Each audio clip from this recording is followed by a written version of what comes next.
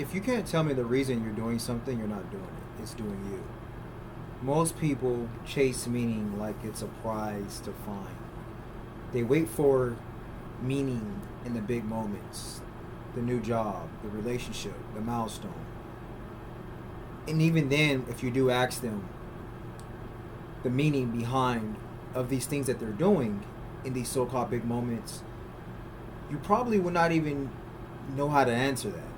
Because what does mean? What is the meaning of meaning?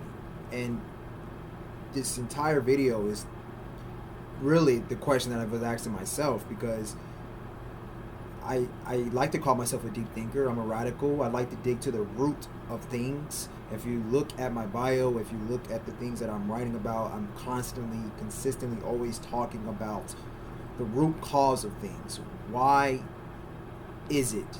Why is it?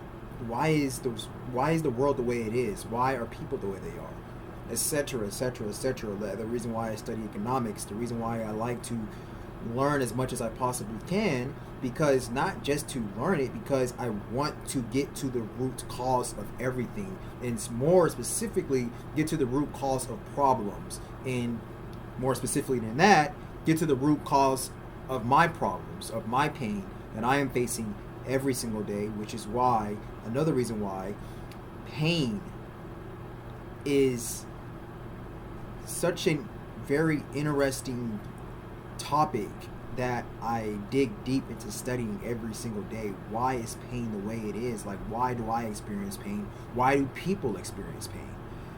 And the only way what I would argue of how we can get to a full understanding. I don't really think we can really get to a really deep understanding of pain, because to me pain is like the word meaning. Meaning is something that I don't think that you can really just give a one specific definition of. Now, I do have a radical definition of meaning, the root definition of meaning, but what I'm getting at is that pain and meaning is infinite. Just like intelligence, it's infinite. It's a connection of something, and that's why I believe it's so important to not put yourself into a box, and to have a growth mindset, and to consistently, continually, for as long as you are living, to keep evolving.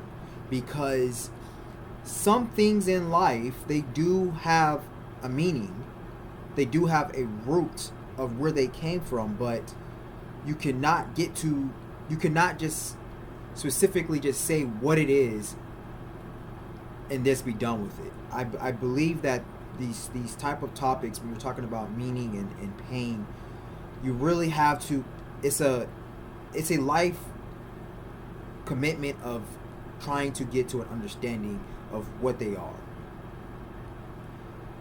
Meaning isn't something you stumble upon, it's something you build. It's not discovered once, it's lived daily. Every intentional act adds a root. The deeper your roots of meaning, the more unshakable you become.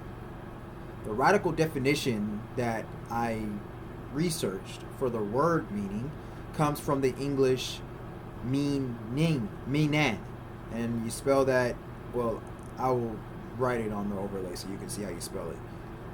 And what this means is to attend, signify, indicate. And please forgive me if I'm misspelling this word, because that's the old English term.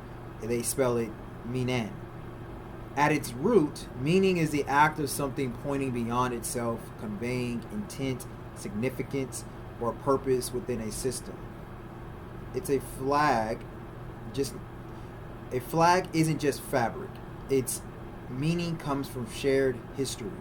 Your workout isn't just lifting weights, it points to self-respect. Your morning coffee isn't just caffeine, it points to ritual presence. So a flag isn't just fabric, its meaning comes from shared history. And so what I'm getting at is that when you really look at something beyond of what it just is showing you tangibly, Why is this the way it is? Where does this come from? You start to you start to redirect your mind to start finding the connections of things. So that's what I mean by what meaning is. It's a connection. It's the root. Getting to the root of something is getting to the connection of it. You have to figure out how to look at the patterns in life and how to connect more dots so you can get a better understanding to the truth of what this thing really is, of whatever you're experiencing, your reality. It's extremely deep when you really, really think about what I'm saying. I believe this is going to take more than one video because I just recently just came across this topic, this idea. I just thought to myself, I was just saying, what does meaning mean? Where does this come from? And I saw overwhelming books and research and data and evidence that it was very overwhelming. And I was like, wow, this is going to take a very long time to really get to the deep of this, to really get at least a good understanding of this word, of this term. So, and how is it related to everything else? Because everything has a meaning. Every single thing does, and because everything came from something. And I do believe that everything has came from one source. I don't like speaking in terms of absolute, but in this specific instance, I think it's okay to speak in terms of absolute because I do believe that meaning is behind everything. Everything has its own meaning. And with that being said, I do believe that when you get a little deeper and deeper and deeper and deeper, it all goes to one specific source. I just said that, but I just said that in a different way. So, radically, meaning is dynamic, less about fixed definitions, more about relationships. So, I will say that I believe where we're getting at with that is that it's less about fixed definitions, more about more about relationships. I will get with that because that's going back to what I'm saying. Connection. Not just relationships with people. Not just, my relationship with my father or my relationship with my mother. No, not just that. I will say that it's relationships with everything. Everything of its existence, everything around it. Reality. So reality is a very deep and complex system. So, and reality deals with a lot of things. Abstract things, complex things, but they all have a connection, some form or fashion. That's why, again, it's so important to be a polymath, to synthesize, to learn, and to understand, and to intelligently understand and figure out how to connect the dots of all things. That's why systems are so important.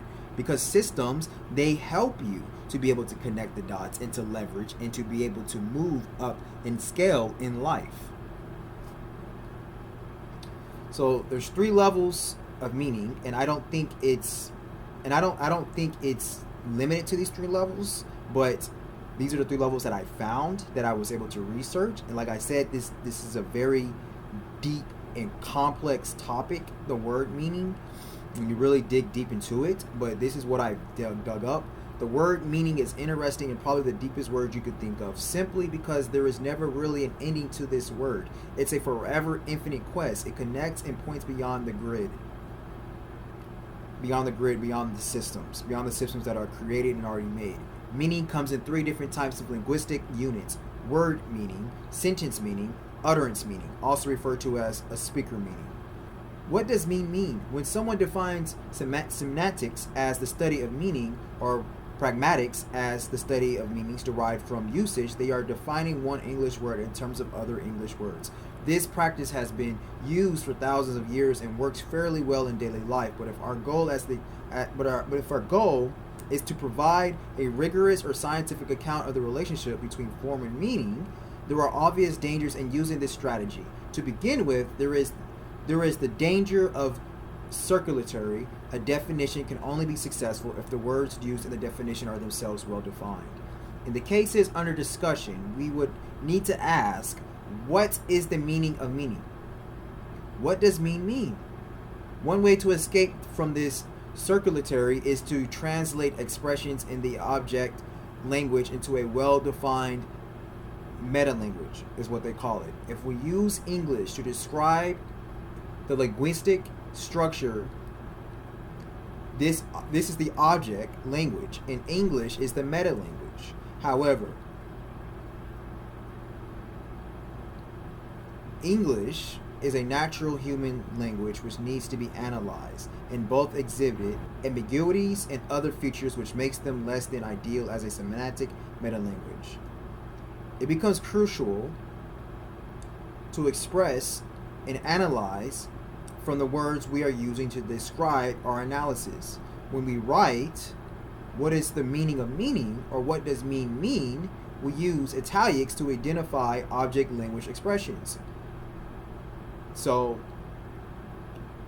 these words are said to be mentioned, so referred to as objects of study, in contrast to the metalanguage words which are used in the normal sense and are written in plain font.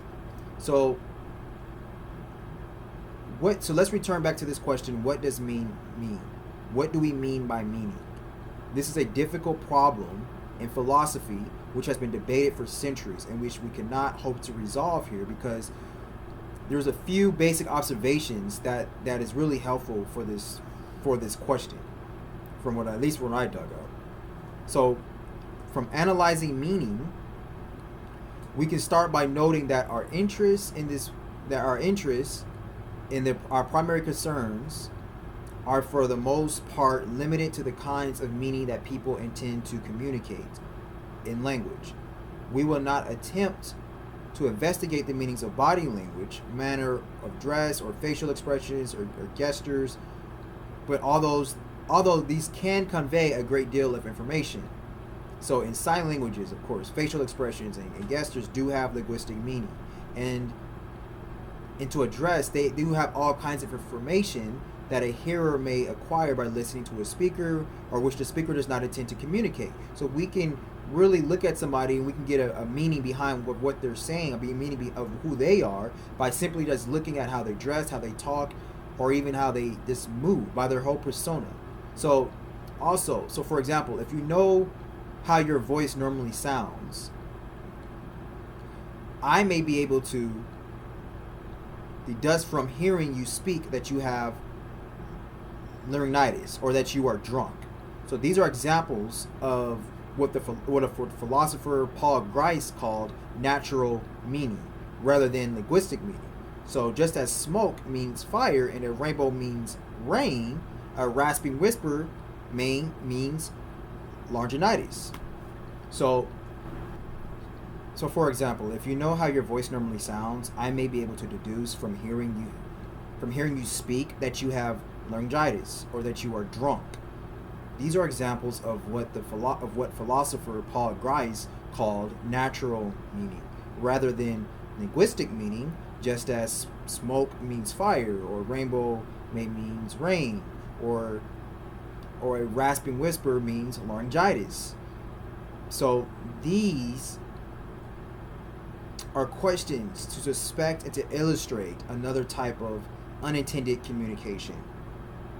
So you may suspect that something which is inconsistent with the physical evidence, and you may allow the detective to deduce that the suspect is guilty, but his guilt is not part of what the suspect intends to communicate. So inferences of this type will not be a central focus of interest. So what I'm basically saying is that you can come to your own conclusion of a meaning behind somebody without them even opening their mouth, or without them even intending to show you that meaning of what your perspective is. So I think that's kind of deep, because we may already judge people, because we as people we naturally judge people. So when we first see somebody, we're automatically coming to a conclusion of what that meaning behind that person is. That's what we are judging. But we could be obviously mistaken. That's why people say you shouldn't judge. But at the same time, you're telling somebody not to biologically do something, because judging is biological. We are all we are all, how can I put it? Human beings, they naturally judge, is what I'm basically trying to say.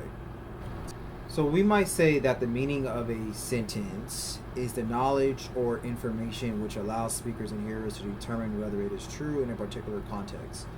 If we know the meaning of a sentence, the principle of compositionality places an important constraint on the meanings of the words which the sentence contains. The meaning of individual words and phrases must be suitable to determine the correct meaning for the sentence.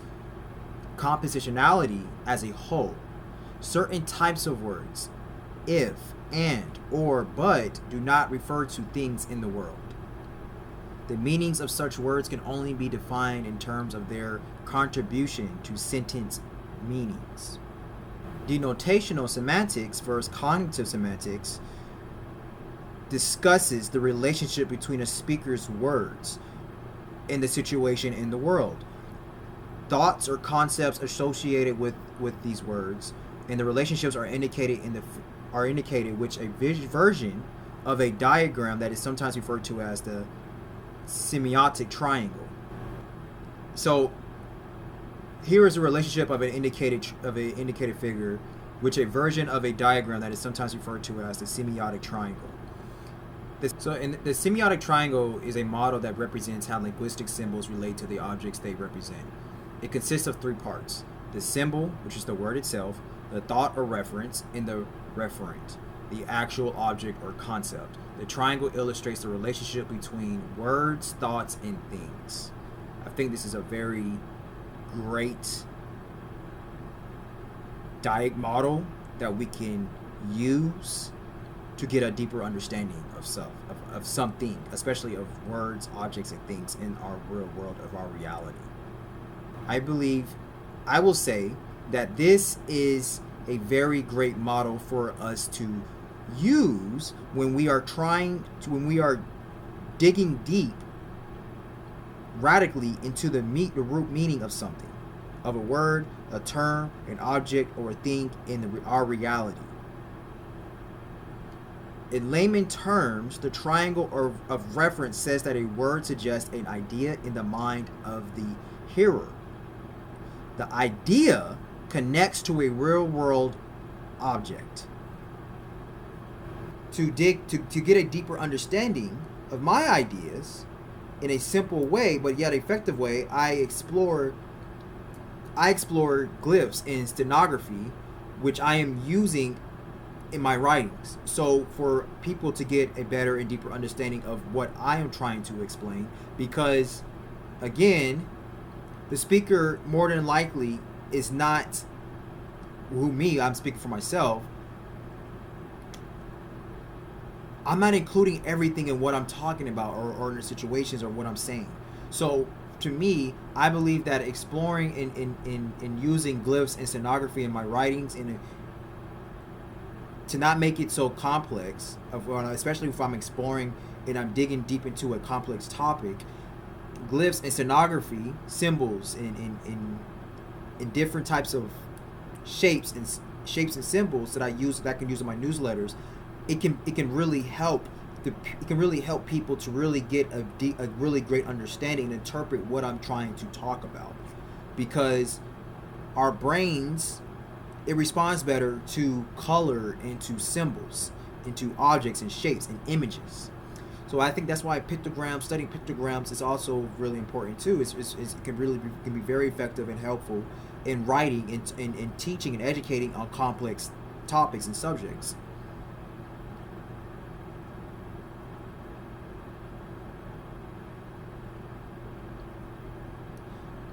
It's like stenography, glyphs, in semiotics are not the same, but they are very well interconnected.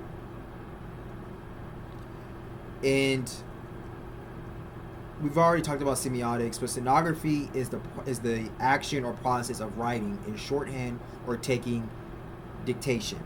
Glyphs are visual symbols used to represent data or concepts, often depicted through visual objects and glyph-based visualizations. stenography also can really help somebody to really write something very fast. There was a story about Fyodor Dostoevsky. He was on a time limit to write this novel, to write this book, and he used stenography to really speed up the process of his writing. To really dig deep to the root of something, consistently ask why until you hit rock bottom. Link actions to roots. Logic. Think about logic of truth.